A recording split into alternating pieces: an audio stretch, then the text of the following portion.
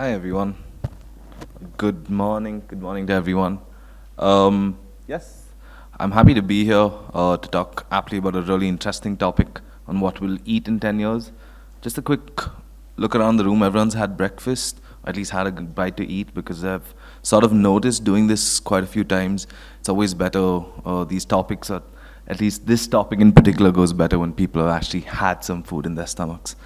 But yeah, jokes aside, I'd really like to thank NASSCOM and the entire NASSCOM team for having us today.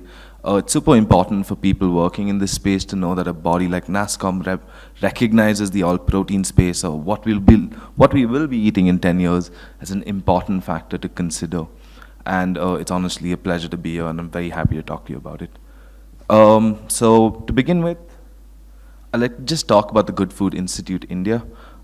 This is an organization that I represent, and if you're not familiar with the organization, it's a part of a network of 6 global organizations. We work out of India, Asia Pacific, Israel, Europe, the US, Brazil, with almost about 100 to 150 team members. But simply, we're an organization as scientists. We work with scientists, entrepreneurs, investors, and other stakeholders to diversify protein sources for a more secure and sustainable and just food system. I know that sounds complicated right now, but I'll break it down a little bit further soon enough. We have 4 main pillars: the science and technology team that's full of PhDs that work particularly to understand the science and tech behind all proteins. We also have the corporate engagement team that looks at working with food suppliers, major manufacturers, and understanding and at least getting them to integrate into the all protein ecosystem. Of course, we have innovation, so maybe entrepreneurs and investors sitting in this room is the team that I represent, which works towards bringing all protein into this domain as well.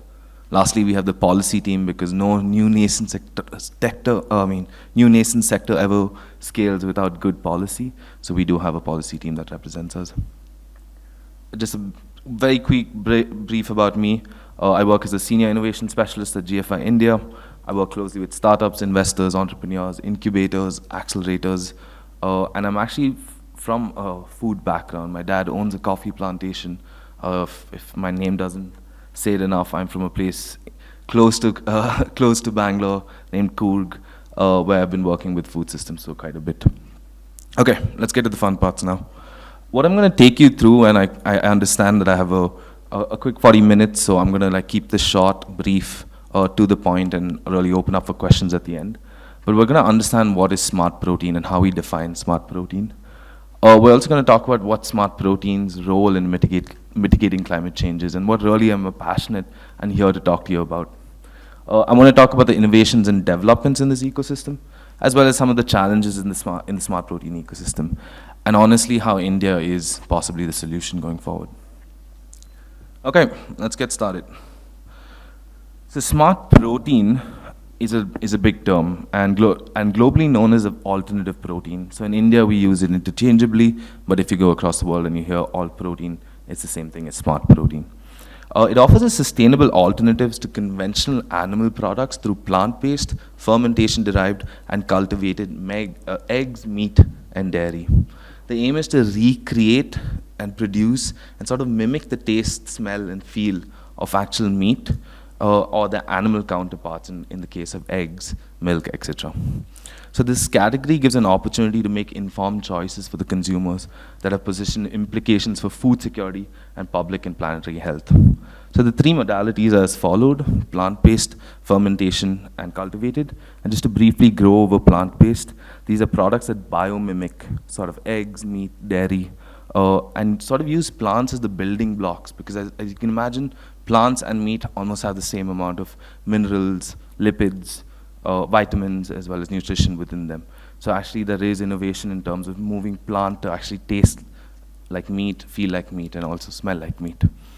Secondly is a very interesting topic, fermentation derived. It's not new, but it's relatively new in this sector. But all of you who've had a nice beer or some wine know about fermentation, as well as some yogurt. So this is a really old age sort of sector, but it's also now being integrated into the all protein sector. So fermentation in typical is actually a key enabling technology to the all protein sector, in that it allows standalone products at one, but also feeds into the plant-based as well as the cultivated sectors in its own. And I'll get to that in a little bit more detail. Lastly, I think, which is the most exciting and probably the most talked about, is the cultivated meat sector. This is essence cells grown outside of the animal, sort of grown to recreate or reproduce meat, but not the whole animal. And it is, of course, something that is in regulations and in the future that we expect to see. And it's already being seen. But as I talk about this as 3 different modalities, you'll have to understand in the future it'll sort of be one whole modality, and that's why we call it the all-protein sector, the smart protein sector, and within them divided into these 3. So we'll sort of have alternatives along this spectrum, particularly where maybe a fermentation company uses plant-based companies' end products, or a plant-based company might use cultivated meat products to create an entire category of its own. So that's a clear point to distinguish here, that although we're talking about an entire sector and we divide them into 3 modalities, we expect the future of the food to be a single entire sector that will ultimately emerge. So now that we've sort of understood it, why are we talking about it? Why does it play a role? What's the real point of it in a global climate mitigation angle? And that's what I'd really like to get into. Okay, it sort of starts at the key question, and I sort of alluded to before, is who's had breakfast, right? And the key question is really, and something that GFI as a whole tries to solve, is how do we feed 10 billion people by 2050 throughout systems that don't negatively impact climate, biodiversity, and the scarce natural resources that we have. So as the global population increases, we need systems that will supply at scale and address the expansion demand due to upward mobility, increased urbanization, and sort of changing demographics. So at the center of this is the food demand. And actually in the center of the food demand will the demand for protein be important. Because as everyone knows, protein is one of the key ingredients that allows us to have a good, healthy lifestyle. And the current system of way we produce protein is just simply not sustainable and not efficient in terms of how we're getting there. So if we just look into these slides, and like to point a few aspects, like if it takes 8 calories of food feed to actually to get a chicken and to produce 1 calorie out of it. 77% of agricultural land is used for raising and feeding livestock, yet only provide 1/3 of the global protein supply. There's more to these numbers. By 2050, 10 billion, actually, if we break down the numbers, 10 billion represents a population of increase about 60%. So from 2005 to 2050, 10 billion people is actually a 60% increase. But you know what the demand for meat will be? The demand for meat will, at the same time the human population increases, the demand for meat will be 120% more than that. So you can imagine for every 1 person, about 120 chickens, right? So eggs will almost double in demand, similar to poultry, with very similar high numbers for nutrition as well. But let's say all of this will double. Let's say if we manage to somehow double, will we still be okay? Not really. As global population increases, we need food systems that will supply and address this at scale, right? And the world needs to almost fill a 56% calorie gap. That means in terms of how much people that we have and how much food that we produce currently, we need to fill a 56% gap, almost a double. We almost have to double our food supply in order to get that caloric intake for the entire world to survive. So it's not about nutrition anymore, it's just about actually getting that calorie requirement for an entire population at 2050 to have a good, possible, and safe life in a way. And this is not only the case in India, right? This is a thing for the entire world. And to really bring this to scale, we also need to look at how inefficient our current food system is. So imagine if our current food system is 100%, maybe we'll get there. But we have to really talk about how inefficient it rightly is. And I really like this next slide that sort of breaks this down. So if you look at, this is a global number, and if you look at globally, if in terms of Earth's surface, 71% is ocean. Out of that 71%, only 29%, 71% of that, 29% is habitable land. Out of that habitable land, about 50% is used for agriculture. The rest is about 37% forest and about 1% in urban land that we look at. So of that 50% livestock, out of that 50%, livestock uses actually 77%. That means out of all agricultural land, 77% of that is used for livestock rearing. This is now global number, of course this is different for India, but if you look at the global scale of the problem, we're almost just using 23% of our available land for agriculture to produce the number of food, sort of the food that we have right now. So we need to take a call, right? What can we bridge, what way can we bridge the gap in the food requirements by 2020? Something needs to change, and in short, sort of our food production is highly inefficient, and humans will not be able to meet our caloric intake by 2050. And let me tell you, India is not immune to this problem, right? In the last decade, there's sort of been a widespread recognition of the implications of industrialized foods in the Western countries by scientists, consumers, and policymakers. Industrial animal agriculture in particular is one of the largest contributors to climate change, and I have some numbers for that as well. Uses large amount of land and water, and has led to a prevalence of zoonotic diseases and antibiotic resistance. As such, there's been a global acknowledgement for the need for alternatives in general. So India's demand for protein-rich food is increasing rapidly, and for a country as big as ours, unless we think of additional choices beyond our animal-based foods, we're looking at a major health crisis coming up in the future. We also have poor regulation of our food, so you can imagine the meat we eat is not well regulated. You might go down to your local chicken shop, you're not sure where he's got that chicken from, in terms of where he's getting that actually cut. So in general, there's poor regulation of our food quality, and there's huge amounts of adulteration in terms of our milk, in terms of our paneer, etc.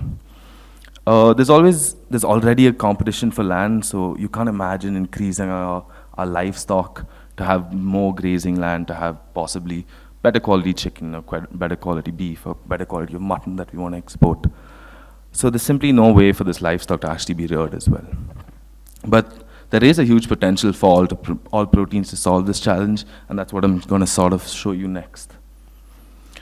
So let's look at these numbers, and this is a sort of GFI India, a GFI US, beg your pardon, and a CE Delft study, university in the Netherlands, and it actually looks at how the different categories of meat are compared to in terms of conventional meat.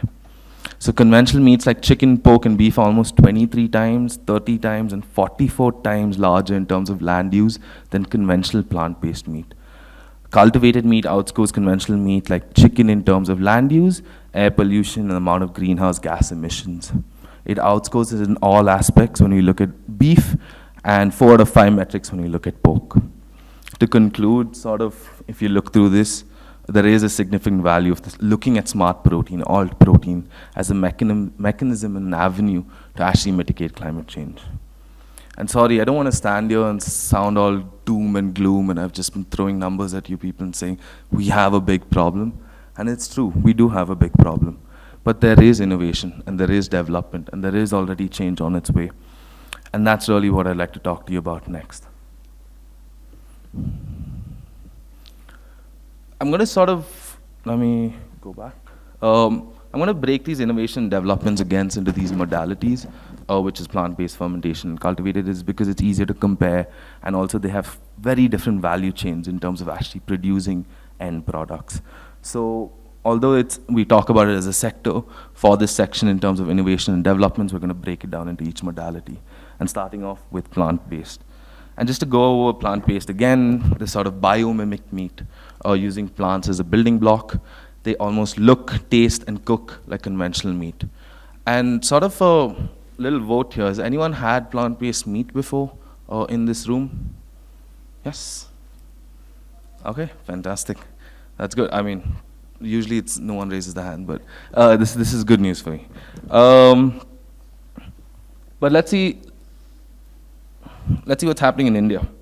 Right now there are about 559 products across 79 formats and 81 smart protein brands available in meat, eggs, and dairy in retail and in e-commerce channels. Some brands have also taken exclusively to food service route, with their product only available at select restaurants, hotels, and QSRs. To break it down, there are about 184 plant-based meat products, 351 dairy products, and 24 egg products in the market. The top 5 animal products that are replicated are milk, plant protein, best of all, ice cream, cheese, and finally chicken. The top 10 product formats actually are ice cream, cheese, oat milk, almond milk, kebabs, burger patties, nuggets, curries, and all the good stuff after that. This is by far the most popular modality, not only in India, but around the world as well, with most of these brands already in your local, maybe high-end shops like Nature's Basket, etc. But I've also been instances of where you've seen it in your mom and pop kirana shops, especially the dairy sector. The plant-based modality touches various sectors in its value chain, from agriculturalists to food technologists who play a vital role in creating these products. So now that we've sort of understood, let's look a little bit more about fermentation. And as I said before, it's sort of an enabling technology. It's increasingly being used to create both ingredients and standalone products, leveraging microorganisms, fungi, and bacteria to actually create end products. This is sort of the numbers around the world, just to give you a thing. There's about 21 in the APAC region alone, 6 in Singapore that are doing really well, 3 in Australia, 3 in China, and actually 4 in India. And the reason being is India's excellent infrastructure for biotechnology and bioprocessing industries. I'll repeat that again. The biotech and bioprocessing industries can be leveraged to produce food-grade inputs for smart protein products, which are manufactured using either precision or biomass fermentation. There he goes again, precision biomass fermentation. Don't worry, I will get there in about a couple of minutes. Some companies that are actually ahead of the curve have started working on scaled up production using precision fermentation and creating derived ingredients such as animal-free culture media, which is essentially the media in which, for cultivated meat companies, you can regenerate cells and actually grow a piece of the chicken or a piece of mutton or a piece of pork, whatever that's required, with a select few already building this as pathways for export across to more mature economies, maybe in the US or in Europe. As you can see, this is sort of still relatively young, with sort of rapid expansion. It's nowhere close to the numbers of the plant-based sector. However, in the last 2 years, we've sort of seen a steep change in the launch of fermentation-powered alternate protein companies, bringing it much more than the 51 that's listed here. There are definitely more than that right now. The key reason essentially is because of its cross-cutting facilities. As I mentioned before, it's usable in both these sectors, in plant-based, cultivated, and as a standalone sector in itself to create end products. I hope that sort of is the, I can't really see it from here, but I hope the slide is pretty clear. You can see on how the fermentation sector is divided, and I don't want to get into too much technicalities of it. I'm happy to answer questions after this as well. But over on the right, you have traditional fermentation. It sort of uses living organisms to modulate plant process derivative ingredients. Traditional fermentations typically how you make yogurt, any form of cheese, etc. But in this case, they use no animal product to regenerate it. So they might use fungi, or they might use some bacteria to actually create enzymes, proteins, anything that's valuable in order to add into the all-protein sector. So on the left, in the bottom, you have biomass. This leverages fast growth and high protein content of many microorganisms to effectively produce large quantities of protein. So this is usually then typically married with like anyone in the plant protein space who want to integrate this and create high-level protein products such as chicken chunks, soy chunks, etc. Lastly, we have precision fermentation, which sort of mandates the whole chart in its way. It's like a cell factory almost for producing specific functional ingredients. These functional ingredients are like sensory flavors. So if anyone's ever had meat, you know that umami flavor that comes into your mouth, the sense of sensation of meat. This is something precision fermentation can do quite accurately and mimic that exact taste and feel of it. All right, enough about fermentation. Let's get to the exciting parts. Cultivated. It's actually genuine animal meat or seafood that is composed of the same cell types arranged in 3-dimensional structures and animal muscle tissues. Most of the people sitting here, as I said before, might be the most interested in this, but of course, fermentation and plant-based meats are as exciting as compared to cultivated meat. But just in terms of how fast this sector scale is quite interesting, and you can see some comparison to maybe the solar sector, the EV sector. But in 2013, the first cultivated burger cost $300,000. I mean, I know the most expensive Bangalore restaurant that has burgers, and yeah, it's definitely not close to 300,000. But jokes aside, there has been tremendous amount of momentum behind this industry. It has gone way in terms of scaling up. Right now, sort of what we've studied and looked at is cultivated meat is feasible and will reach the market without the need for any moonshot scientific breakthrough. We're seeing regulations being passed positively for the development. We're seeing investments being moved into this sector to actually create cultivated meat products that are edible and actually pass regulatory affairs across the world. Of course, in the most recent and exciting news has been in Singapore, where they did pass these regulations and we had cultivated meat in stores as late of 2024. And just to talk briefly about, again, how fast this is scaling, sort of a recent report by McKinsey and Company shows just how quickly the cost curve has come down. It's faster than genome sequencing, which is sort of very highly funded currently. Though I'll note that the future meat products costs are actually blended products, combining cultivated meat with plant protein, which is how we expect most of these companies to come into the market. I'm going to quickly move through these numbers. Happy to share the slides with anyone. There are 4 Indian cultivated meat startups, as well as a rapidly growing ecosystem in its own. Right, we're just going to briefly, given I'm running out of time, and I want to take some questions. Let's talk about some of the challenges, right? And this is something I think a lot of people relate to, is infrastructure, right? At the end of the day, the estimates or central question of building these capabilities at scale requires huge amount of money.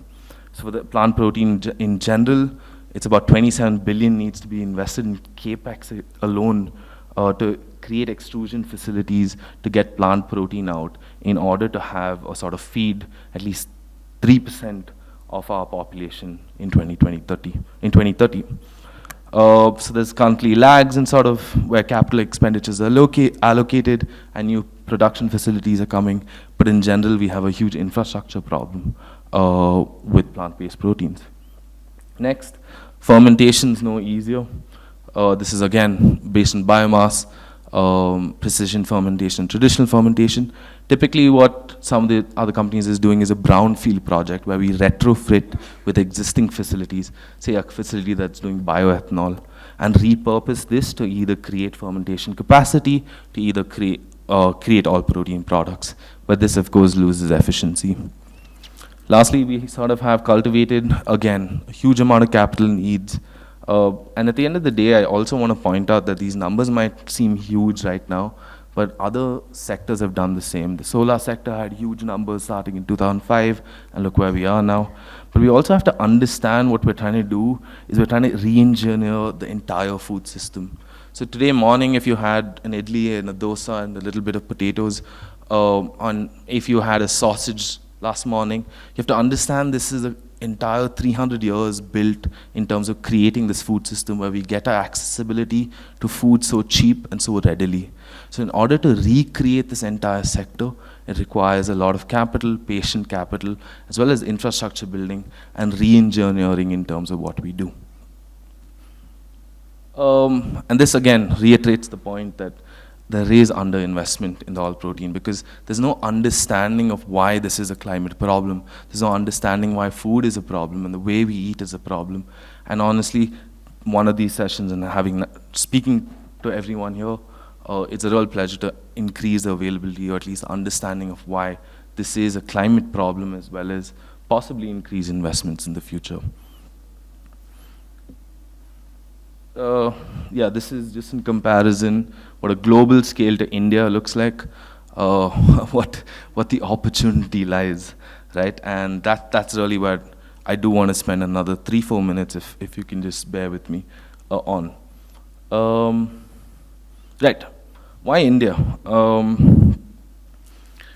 I think, I don't know if these points have been spoken about, but India is a huge part of the puzzle in the terms of solving the puzzle, not a problem to the puzzle. Because we do have tremendous biodiversity with crops such as pulses, millets, hemp, offering huge diversity of raw materials for the entire global alternative protein sector. So if you see positive countries like Singapore that have allowed for regulations, they don't have a huge agriculture background. India does, and that's why our focus and interest in this, in India being a real all protein specific sector, becomes much more important, is because we do have the capacity to do so. Secondly, we have a very global competitive talent pool. Let's not forget we created the vaccines with the biotechnology hub of the world, and the fermentation and cultivated sectors are very close to in terms of recreating biotech or using biotechnology to recreate food.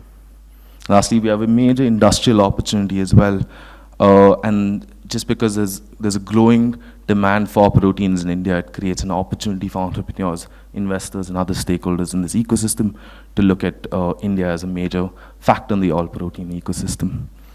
Lastly, not lastly, second lastly, we have huge government support actually. So if I break this down, we do have a biotech department that looks at all protein in its own. We have the Ministry of Food Processing Industries that highlighted smart proteins as one of the thematic areas of sustainable technology. It's encouraging also to look at India as a smart protein by different ministries. I've been to talks with DBT, the Department of Science and Technology, as well as like states like Maharashtra, Karnataka, and Tamil Nadu have also recently highlighted all protein. And lastly, I cannot leave this stage without mentioning the recent Bio E3 policy that came out maybe about a week and a half ago, that specifically mentioned smart proteins as one of its mandates. So it's a huge boost for this sector, and the Indian government understanding this is a very positive influence for us. And this is the Indian economic opportunity, and of course these numbers are predictions in terms of how big this domestic market could be created. If you look at the medium, low growth, and high growth models, this could possibly be a $4 billion economy by 2030. With, again, what type of jobs does it create? And this is the real important aspect of what I want to talk about here today, is there is a huge ecosystem that is being created. And with food being such an integral part of everyone's everyday life, from breakfast, lunch to dinner, there is a huge economic opportunity to be part of this system and actually create significant amount of jobs in the future. Yes, and for startups, entrepreneurs, we're not only in India, we look in mature ecosystems that have already adopted in terms of consumer adoption, with Europe, Singapore, the US already actively eating alternative proteins or alternative meat. There's a huge opportunity for export as well, and this is something that we're already seeing. And not only export in D2C products, but in ingredients. Any ingredient that fits into creating a D2C product. So maybe the end product is in Europe, but to scale down their pricing, they look at India to create these ingredients at a very cheap, globally competitive pricing for them to look at. Yes, these are really the white spaces that are areas that entrepreneurs and everyone in this room should look at as an Indian economic opportunity. It breaks it down into plant-based, fermentation, and cultivated. Happy to talk about this in deeper discussion post this session. Lastly, and this is my final slide, over the last few years, we've sort of seen strong consumer enthusiasm for plant-based products, even with like premium pricing and early days like production quality. This demonstrates like sort of pent-up demand for meat, egg, dairy alternatives that are taste and price competitive with their animal counterparts. So sort of this is driving investment more on a global lens, not as much as in India, but we're seeing a little bit more investment through governments, better policy, better regulations, as well as more understanding of this sector as a climate initiative or as actually climate mitigation factor in terms of how much investment comes into this sector. Lastly, GFI India works sort of closely to help channel these resources and breakthroughs are achieved, and I'll be happy to connect with all of you to talk more about this. So the last and most important part of that cycle growth is sort of when we match these products for price, taste, and convenience, we will have a worthy substitute for the way we consume protein in the future and create a just and equitable food system. To conclude, we're not trying to create or change cultures or how we eat. We're actually creating a substitute to the way alternate meat or sort of animal counterpart meat is made. So in the future, you can imagine chicken tasting just like chicken, but without the amount of land used, the amount of water consumed, and also on an ethical aspect, amount of they typically go through a lot of. The butchers are not the best with these animals. Let's say that simply. But in that sense, we're really trying to create a substitute and not a cultural change. And I hope this has been super informative, and happy to take some questions. Thank you. For more content on tech and leadership, subscribe to NASSCOM YouTube channel and press the bell icon to never miss an update.